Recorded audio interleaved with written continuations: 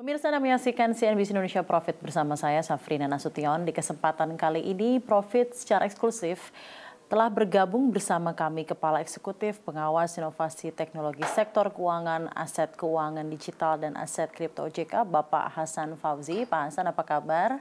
Sehat, terima kasih. Terima kasih banyak Bapak. Di kesempatan kali ini, izin CNBC Indonesia akan berbicara dengan tema transformasi pengawasan kripto di Indonesia, sinergi, inovasi, stabilitas pasar, dan juga tantangan global, Pak.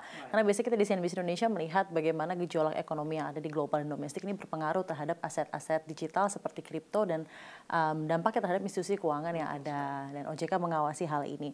Ada data yang kami terima, Pak, sebelum kita mulai interview lebih dalam. Ada data yang kami terima di mana transaksi kripto di Indonesia itu di bulan Februari itu mencapai 32,78 triliun rupiah.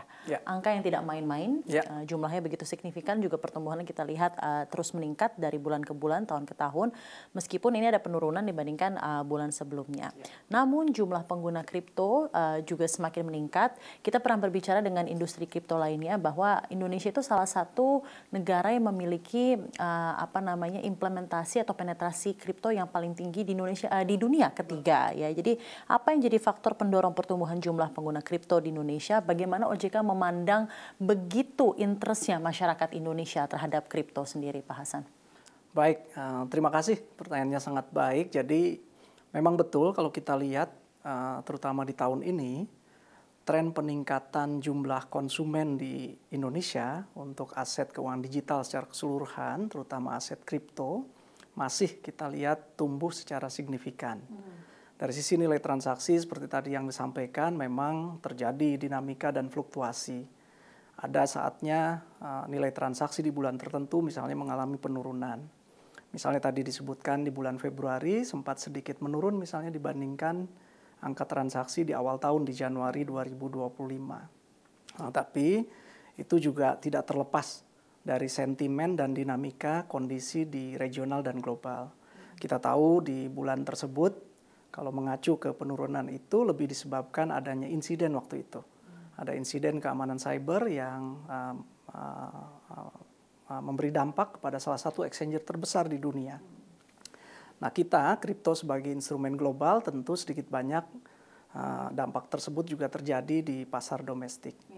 Namun kalau kita lihat sejak saat itu trennya di bulan Maret, April, dan bahkan Mei kemarin di 2025 bulan Mei ini, bahkan nilai transaksi itu menjadi nilai transaksi dalam sebulan yang tertinggi di tahun ini, yaitu kembali mencapai angka hampir 50 triliun rupiah.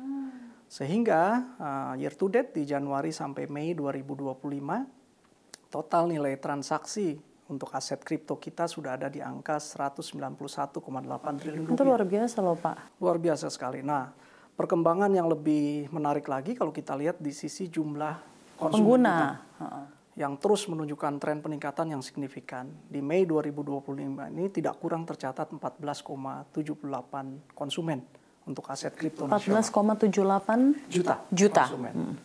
Nah, betul tadi, sehingga di tahun 2024 bahkan Indonesia tercatat sebagai negara dengan peringkat tertinggi ketiga untuk Global Crypto Adoption Index. Jadi tingkat adopsi masyarakat kita untuk mengenal dan ikut melakukan transaksi di aset kripto itu tertinggi ketiga di dunia. Ini berdasarkan apa yang dihasilkan oleh riset dari salah satu publisher ternama di aset keuangan digital, aset kripto, yaitu Chainalysis. Nah, apa yang kemudian kami lihat sebagai tren ini? Tentu beberapa faktor sangat mempengaruhi bagaimana tingkat adopsi kripto di Indonesia sangat tinggi. Pertama, kita lihat perkembangan adopsi ini juga tidak lepas dari perkembangan adopsi kripto di berbagai kawasan di dunia, di regional dan global. Kita melihat bagaimana fenomena perubahan kebijakan dari berbagai otoritas di berbagai negara, yang mungkin sebagian besar dulu menolak kehadiran aset keuangan digital, terutama aset kripto ini. Bahkan di berbagai yurisdiksi, beberapa memberlakukan kebijakan untuk menyatakan instrumen ini sebagai instrumen yang tidak legal. Tapi beberapa tahun terakhir kita lihat terjadi perubahan signifikan. Banyak negara yang kemudian sudah secara confirm menyatakan bahwa instrumen ini adalah instrumen yang legal. Dan bahkan sebagian mulai menyatakan bahwa ini menjadi instrumen yang baik untuk menjadi alternatif investasi yang bisa dipilih oleh masyarakatnya. Bagaimana di Indonesia? Di kita sudah jauh lebih baik lagi. Sejak terbitnya Undang-Undang P2SK di tahun 2023 lalu, pengembangan dan penguatan sektor keuangan, bahkan aset keuangan digital termasuk aset kripto, sudah dinyatakan secara tegas sebagai bagian dari instrumen keuangan digital. Jadi tidak ada lagi pertanyaan tentang legalitas dari instrumen ini. Lalu kita juga memahami bahwa sebagai instrumen keuangan, tentu aset kripto ini menjadi pilihan investasi yang dapat dipertimbangkan oleh publik. Nah itu tentu menjadi pendorong utama bagaimana konsumen kita kemudian berminat untuk mengadopsi dan mulai ikut menikmati menjadi pengguna dan sekaligus memiliki aset kripto. Nah tren ini juga yang kedua mungkin faktor utamanya kita juga tahu bahwa demografi penduduk kita sangat mendukung adopsi kripto ini. Kita tahu demografi penduduk kita sebagian besar berusia muda. Di mana karakteristiknya adalah sangat mudah beradaptasi dengan pendekatan inovasi teknologi dan instrumen keuangan digital yang relatif baru ini. Nah ini juga sangat mendukung.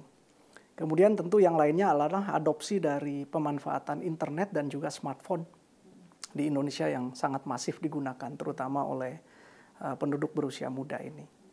Tren lainnya yang mendukung peningkatan konsumen adalah juga kita tidak bisa memungkiri bahwa instrumen keuangan digital, terutama aset kripto ini, secara historis memberikan potensi keuntungan yang sangat baik dalam 5-10 tahun terakhir ini.